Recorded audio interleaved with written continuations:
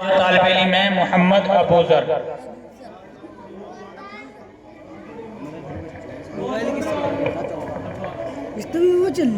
السلام علیکم ورحمۃ اللہ وبرکاتہ۔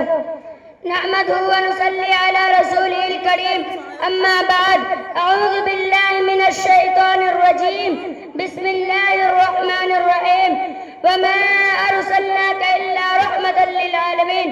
محترم بزرگوں اور دوستو، جب گائے خلیل و نوید مسیح سے نور ہدایت باران کی چوٹیوں پر جلوہ گر ہوا اور اپنی ضیاباش کرنوں سے ساری دنیا کو منور کرنے لگا، اس وقت دنیا انتہائی نازک مرحلے سے گزر رہی تھی۔ خدا کی زمین پر کفر الہاد کا ڈنکا بج رہا تھا۔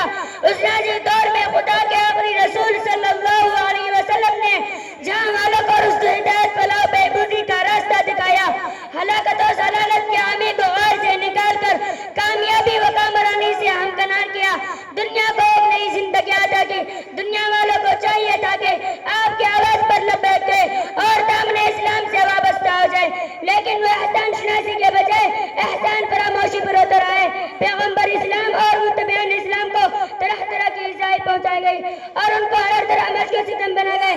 آپ صلی اللہ علیہ وسلم کے راستے میں کانٹے بچھائے جاتے، آپ کی باتوں کا مذاق اڑایا جاتا، نماز کے عالم میں گردن مبارک میں چادر کا پندہ لگایا جاتا، اونٹ کی اوجڑی رکھ دی جاتی اور اسلام لانے والوں کو بری طرح سے دکوب کیا جاتا، انہیں مکہ کی گلیوں میں گھسیٹا جاتا اور انہیں اسلام سے برگشتہ کرنے کے لیے ظلم و ستم کے تمام حربے استعمال کیے جاتے۔ مکہ والوں کا ظلم یہاں تک بڑھا کہ آپ کو اپنے صحابہ رضی اللہ سمیت مکہ چھوڑ کے مدینہ ہجرت کر جانے پر مجبور ہونا پڑا۔ حضرت صلی اللہ علیہ وسلم چاہتے تو دشمنوں کے حق میں بددعا فرما دیتے اور دنیا نے جو نظر عاد و ثمود اور دیگر نافرمان قوموں کو غیر خداوندی کے وقت کیا تھا، وہی منظر پھر ایک بار نگاہوں کے سامنے آ جاتا ہے۔ لیکن قربان جائیے آپ صلی اللہ علیہ وسلم کی ذات گرامی پر جنہوں نے کبھی بددعا نہ فرمائی۔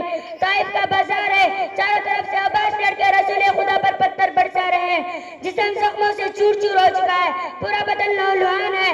وجہ صرف اتنی تھی کہ آپ نے دنیا کے گم کردہ انسانوں کو خدا کے سچے اور سیدھے راستے کی طرف بلایا تھا۔ سینکڑوں معبودان باطل کی پرستی چھوڑ کر معبود واحد کی بارگاہ میں سر تسلیم خم کر دینے کی دعوت دی تھی۔ آپ کسی کے دشمن نہیں تھے، آپ نے کسی پر ظلم و زبردستی نہیں کی تھی، آپ کسی کے مال و دولت پر قبضہ نہیں کر لیا تھا۔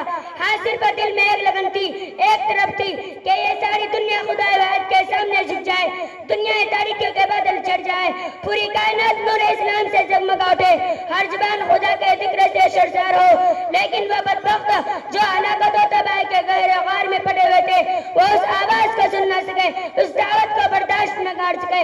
معبود واحد کی پرستی جن کی نظر میں ایک انوکھی چیز تھی، ان کے دل بے نور تھے، ان کی آنکھیں بینائی کے باوجود بصیرت سے محروم تھی، وہ باطل کے اندھیروں میں رہنا پسند کرتے تھے، ہدایت کے نور سے گھبرا گئے اور آپ صلی اللہ علیہ وسلم کے دشمن بن گئے۔ اینٹ اور پتھروں کی بارشیں لہولہان کر دیا۔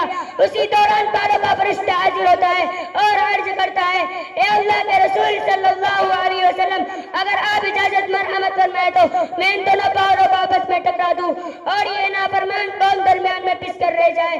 لیکن وہ پیغمبر جس کو خدا اللہ تعالیٰ نے رحمت للعالمین کی خطاب سے نوازا ہے، وہ اتنی تکلیفیں برداشت کرنے کے باوجود اہل طائف کی بربادی گوارا نہ کر سکا اور زبان مبارک میں یہ کلمات جاری ہو گئے، اللہم اہد قومی فإنہم لا یعلمون۔ اے اللہ میرے قوم کو ہدایت دے، یہ مجھے جانتی نہیں ہے۔ مکہ فتح ہو چکا ہے، شان حرم میں تمام اہل مکہ موجود ہیں، ان میں وہ بھی ہیں جو آپ کو اور آپ کے ماننے والوں کو برابر ستاتے رہے، مکہ چھوڑنے پر مجبور کیا، ان میں وہ بھی تھے جنہوں نے آپ کی نماز و عبادات، آپ کے اقوال و افعال کا مذاق اڑایا تھا۔ وہ وحشی بھی آپ کے قبضہ میں تھا جس نے آپ کے پیارے چچا حضرت حمزہ رضی اللہ عنہ کے خون میں ہاتھ رنگا تھا، اور ان میں وہ ہندا بھی تھی جس نے حضرت حمزہ رضی اللہ عنہ کے ناک کان کاٹ کر گلے کا ہار بنا تھا، اور وہ ابو سفیان بھی جنہوں نے غزوہ بدر کے بعد سے اب تک پے در پہ مدینہ پر یلی غار کی تھی اور دین اسلام کو نیست نابود کرنے کا منصوبہ بنا تھا۔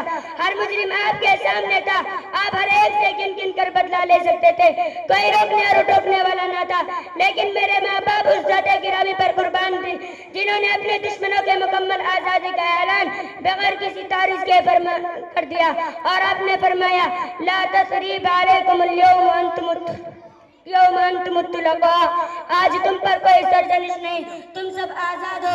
रहमत आलम सल्लल्लाहु अलैहि वसल्लम का यह ऐलान अमन और रहमत इस कदर आम होता है कि यह ऐलान हो जाता है कि जो बैतुल्लाह शरीफ में दाखिल हो जाए, वह मामून जो अबू सुफियान के घर में बना ले, वह मामून जो अपने घर का दरवाजा बंद करके बैठा रहे, वो भी मामून।